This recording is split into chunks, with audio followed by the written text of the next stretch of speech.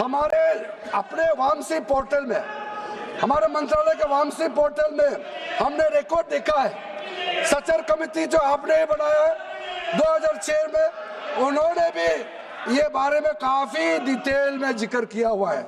Sir 2006 में 4.9 lakh work property था और उसका इनकम कितना था मैं बता दूं आंकड़ा सर, आप कहेंगे 4.9 लाख वर्क प्रॉपर्टी में टोटल इनकम था 163 करोड़। कौन खाते थे? 163 करोड़। और आपने 2013 में बदलाव करने के बाद आज इनकम कितना बढ़ा है वो भी मैं बता देता हूं।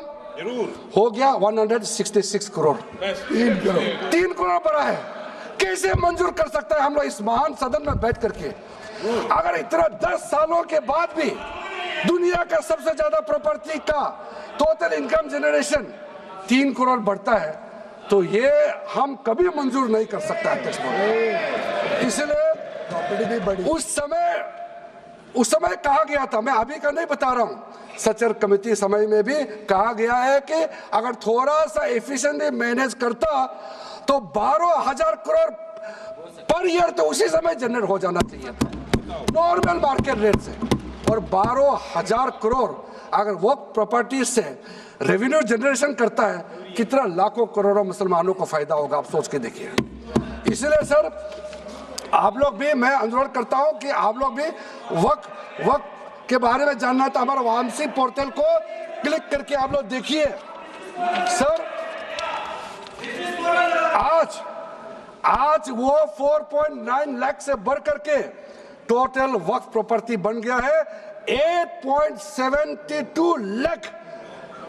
हमारा देश में वक्फ प्रॉपर्टी बन गया है।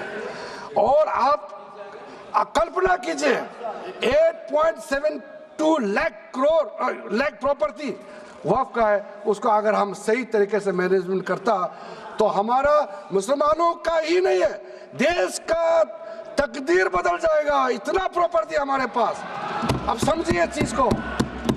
सर मैंने अभी कई राज्यों का दौरा किया अध्यक्ष महोदय, मैंने कई राज्यों का दौरा किया।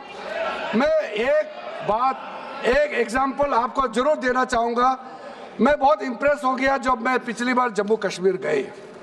जम्मू कश्मीर में हमारा नई वहाँ वक्फ बोर्ड का चेयरपर्सन बनी और मैंने पूछा कि आप जब वक्फ बोर्ड का चेयरमैन बनी तो उस समय क्या हालत थी और आज क्या हालत है। उन्होंने बोला कि सर जब उन्होंने पदभार संभाली तो उसमें कोई इनकम का, कोई व्यवस्था का, रिकॉर्ड का ठीक ठाक कुछ भी नहीं था। और उन्होंने आने के बाद 40 करोड़ रेवेन्यू इनकम उन्होंने जनरेट करना शुरू किया, मुझे बताया। और उसके वजह से वहाँ काफ़ी अच्छा काम कर रहा। मैं हजरत बल श्राइन भी गए और वहाँ भी मरम्मत चल रहे हैं। इतना पुराना श्राइन है, दुनिया के लोग आते हैं, बहुत खूबसूरत से उसका सारा आसपास का ब्यूटिफिकेशन का काम भी चल रहा है। अगर अच्छा काम करेगा, रेवेन्यू बढ़ेगा तो सबका फायदा होगा सर। इसलिए सर आप लोग आज बिल को समर्थन करने के बाद मेरे ऑफिस में आइए। 1 साल के अंदर में इसका ट्रांसफॉर्मेशनल इम्पैक्ट क्या होता है मैं ही आप लोगों को बता दूंगा। सर वर्क अमेंडमेंट जो बिल लाए हैं उसमें जेपीसी का कई रिकमेंडेशंस है जिसको हमने समर्थन किया है और एक्सेप्ट किया हमने इस बिल में लाया। इसलिए बोलना कि जेपीसी का आपका कमेटी के बात को माना ही नहीं है, आपका कमेटी के बात नहीं सुना गया है, वो गलत बात है सर। अध्यक्ष महोदय जी, पार्लियामेंट्री कमेटी जब बनता है तो उसका एक अपना सैंक्टिटी होता है और उस कमेटी में खुले बहस हुए हैं। उसमें मैं अंदर जाना नहीं चाहता हूं क्या हुआ है, लेकिन उनके बीच में कई ऐसे मुद्दे हैं जो हम लोग सरकार समझते हैं कि बहुत अच्छा सुझाव आया है, हमने उसको माना है। और कुछ छोटा अमेंडमेंट है जो बहुत ज़रूरी चीज़ है, वो अमेंडमेंट भी हम लेकर के आए हैं। इसके बाद जो पूरा ये सारा व्यवस्था देखने के बाद सबके मन में उम्मीद जागेगा। उम्मीद इसलिए जागेगा कि एक नए सवेरा आने वाला है, इसलिए नए एक्ट का नाम भी उम्मीद हो गया है। तो उम्मीद क्यों हुआ है सर? मैं आपको बताना चाहता हूँ, ये जो unified Waqf management, empowerment, efficiency and development, full form उम्मीद है, इसका रखने का पीछे कारण है सर। ये उम्मीद क्यों है? अब ये यूनिफाइड वक्फ मैनेजमेंट पूरा रजिस्ट्रेशन से लेकर के म्यूटेशन, इंक्रोचमेंट का विषय, सर्वे, कलेक्टर का रोल, सारा विषय को मिला करके मैनेजमेंट का पूरा सिस्टम को ही बदलने के लिए हमने काम शुरू किया है। उसके बाद एम्पावरमेंट, कैसा एम्पावरमेंट होने वाला है? मैंने पहले भी जिक्र किया, मुसलमानों में भी जो शियास हैं, सुन्नीस हैं, बोरास, आकाकानीस, पसमानदा मुस्लिम्स है जिसको बैकवर्ड माना जाता है, और विशेष करके महिलाएं और बच्चों के लिए जो हमने प्रावधान रखा है, तो ये मुसलमान का कम्युनिटी के अंदर में इतना जोरदार स्वागत हो रहा है। अध्यक्ष महोदय, यहाँ में कुछ मेंबर विरोध जरूर कर रहे हैं, लेकिन मैं कुछ मेंबर को मेरे घर में मैं न्योता देना चाहता हूँ, और जो मुस्लिम डेलीगेशन मेरे घर में आ रहे हैं, स्वागत कर रहे हैं इस बिल को, उसका भी नजारा आप लोग देख लीजिए, आपका सोच बदल जाएगा। आपको नहीं मालूम मुसलमानों में कितना भयंकर समर्थन कर रहा है इस बिल को लेकर के, आप लोग को मालूम ही नहीं है। करंट अंदर में गरीब मुसलमानों का तो संदेश बार बार आ रहा है कि जल्दी पास कीजिए इस बिल को, इसलिए आप लोग संदेह में मत रहिए।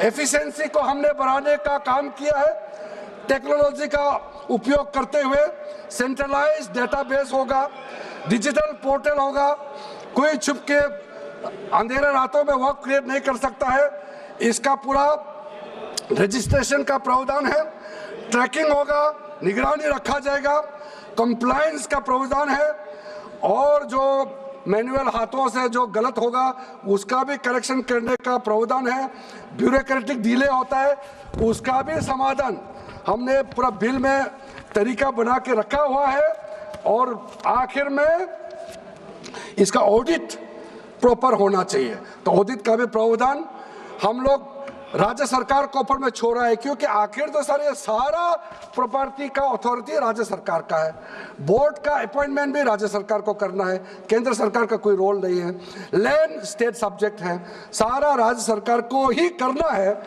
इसलिए राज्य सरकारों को हम फुल अथॉरिटी देने के साथ साथ हमारा जो मंत्रालय है वो ऑनलाइन हमेशा जुड़ा रहेंगे कि जो वक्त प्रॉपर्टी क्रिएट किया गया है उसका स्टेटस है वामसी पोर्टल से मिला करके हम लगातार टच में रहेंगे।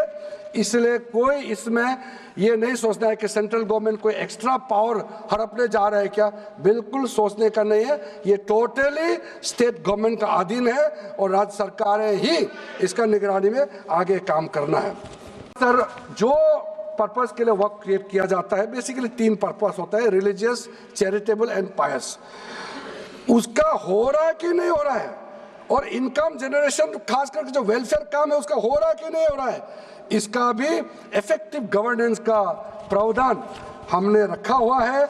और साथ साथ सर मैं आपको इस उम्मीद के साथ साथ ये कहना चाहता हूं कि जो रिफॉर्म्स हमने जो लाए हैं और साथ साथ में जो प्रावधान कुछ बदलाव हमने आपको बहुत शॉर्ट में बताया, क्योंकि डिटेल में तो मैं रिप्लाई तो करूंगा ही, इसमें अगर आपको लगता है कि हमको अगर इनकम जनरेशन करने के लिए वक्त प्रॉपर्टी को बेहतर इस्तेमाल करने के लिए क्या करना चाहिए, जब हम इसका सबऑर्डिनेट लेजिस्लेशन के माध्यम से रूल्स बनाएंगे, आपका सुझाव हम खुले दिल से स्वागत करेंगे, क्योंकि आखिर तो प्रॉपर्टी देश का है, किसी का भी हो, उसको अगर अच्छा से चलाना है तो आप सुझाव देंगे तो हम तो पूरा वेलकम करेंगे उसमें। इसलिए आज मैं मेंबरों के साथ साथ जो कई दरगाह है, कई मस्जिद के इमाम है, कई लोग जो मुझे मिले उन्होंने भी बहुत अच्छा सुझाव दिया है, उसको डिटेल में मैं यहाँ कहना नहीं चाहता हूँ, लेकिन हम रिकॉर्ड में रखा है, कई अच्छे अच्छे सुझाव हमारे पास आए हैं, वो भी हमने नोट करके रखा है। एक इम्पोर्टेंट पॉइंट को मैं अब आपके सामने भी रखना चाहता हूँ, ये जो हमने एक डेफिनेशन में जो बदलाव लाया है, इस डेफिनेशन में बदलाव का सबसे बड़ा मतलब ये है कि मुसलमानों में भी जो वक्फ के अंदर में अपना प्रॉपर्टी, वक्फ प्रॉपर्टी इस वक्फ बोर्ड के प्रावधान से गवर्न करना चाहते हैं, मोस्ट वेलकम है। अगर वो ट्रस्ट के माध्यम से अपना प्रॉपर्टी का अलग तरीके से वक्फ करना, वो चलाना चाहता है, मैनेज करना चाहता है, उसके लिए भी छूट दिया गया है। तो इसमें जो आप लोग बार बार कहते हैं कि वक्फ बोर्ड में गैर मुसलमान कैसे आ रहा है, इसका मैं छोटा सा एग्जांपल देना चाहता हूँ। अभी हम लोग किसी धर्म, किसी जाति का हिसाब से तो हम एमपी नहीं बने हैं, हम तो ऐसे सिटीजन होकर के एमपी बने हैं। तो अगर मेरा कॉन्स्टिट्यूंसी वाला हमको कहेंगे कि किरण रिजिजू मेरा यहाँ नहीं आ सकता है, हमारा धर्म और तुम्हारा धर्म अलग है, तो कैसे होगा? मैं तो एज एमपी, मेरे पास अथॉरिटी है, मैं जा सकता हूँ। उसी प्रकार से आपका ट्रस्ट है, ट्रस्ट को चलाता है चैरिटी कमिश्नर। तो ट्रस्ट वाला कैसे कहेंगे कि चैरिटी कमिश्नर मेरा जात का ही होना चाहिए? चैरिटी कमिश्नर तो गवर्नेंस को संभालने के लिए है, चलाता तो ट्रस्ट है। उसी प्रकार से आप कैसे कह सकते कि मेरा वक्फ प्रॉपर्टी को देखने के लिए वक्फ बोर्ड में गैर मुसलमान नहीं हो सकता है? आप कैसे कह सकते हैं? ये तर्क आप थोड़ा गहराई से सोचिए, क्योंकि ये बार बार कहा गया है, मैं नाम नहीं लूंगा, वो बाद में तो बोलेंगे हमारे कुछ लोग हैं कि मुस्लिम का अफेयर्स में नॉन मुस्लिम क्यों आ रहा है। अरे ये धार्मिक व्यवस्था से कोई लेना देना नहीं है, मैं बार बार कह रहा हूँ। इसलिए ये प्रॉपर्टी है, वक्फ प्रॉपर्टी है, आप लोग इसको समझिएगा। उसके बाद सर, ये जो हमने जो 2013 के बाद कुछ बदलाव जो किए हैं, वक्फ बाय यूजर में कुछ लोग ने शंकाएं व्यक्त किया है, कह रहा कि वक्फ बाय यूजर हटाने के बाद अब सरकार जो है मस्जिदें छीन लेंगे, दरगाह छीन लेंगे, मुसलमानों का प्रॉपर्टी छीन लेंगे, ऐसे बोलते हुए मैंने सुना है। इस तरह का कई जगह में बोला है। मैं इसमें साफ साफ कहना चाहता हूं, हम लोग सब हर किसी ना किसी राज्य से आते हैं। We all belong to each and every part of our country. We are together. We may belong to different states and union territories. We are all Indian. ये अथॉरिटी राज्य सरकार को हमने कैसे दिया? जो प्रॉपर्टी वक्फ यूजर को हम लोगों ने हटाने के बाद ये प्रावधान सुरक्षित किया है, ऑथोराइज किया स्टेट गवर्नमेंट को कि जो प्रॉपर्टी रजिस्टर्ड हो चुके हैं, जब आप नमाज पढ़ते हैं, रजिस्टर्ड है, डॉक्यूमेंट है, उस पे कोई हस्तक्षेप नहीं होगा। ये कानून प्रोस्पेक्टिव है, रेट्रोस्पेक्टिव नहीं है। ये आप लोग बहुत क्लियर से सुन लीजिए, ये किसी का जमीन छीनने का कानून नहीं है। ये किसी का राइट, किसी का हनन करके उसका प्रॉपर्टी को हड़पने का नहीं है। राज्य सरकारों को अधिकार दिया गया है कि जो ऑलरेडी रजिस्टर्ड है उसका तो कोई डिस्प्यूट नहीं है, लेकिन जो डिस्प्यूटेड है, जो कोर्ट में पेंडिंग है, उसको हम यहाँ कानून बना के कैसे हटा सकते हैं? कोर्ट का पावर को तो हम ले नहीं सकते हैं सर। इसलिए यहाँ बार बार ये लोग माइक बजा बजा करके झूठ 100 बार भी बोलो, कुछ होने वाला नहीं है। सिटीजनशिप अमेंडमेंट बिल जब लाया गया था, वही लोग हैं जिन्होंने कहा था कि सिटीजनशिप अमेंडमेंट बिल पास होकर एक्ट बन जाएगा तो मुसलमानों का हक छिन जाएगा, उनका नागरिकता खत्म हो जाएगा। आज सीए लागू हो गया, बताइए किसी मुसलमान का अधिकार छीना है?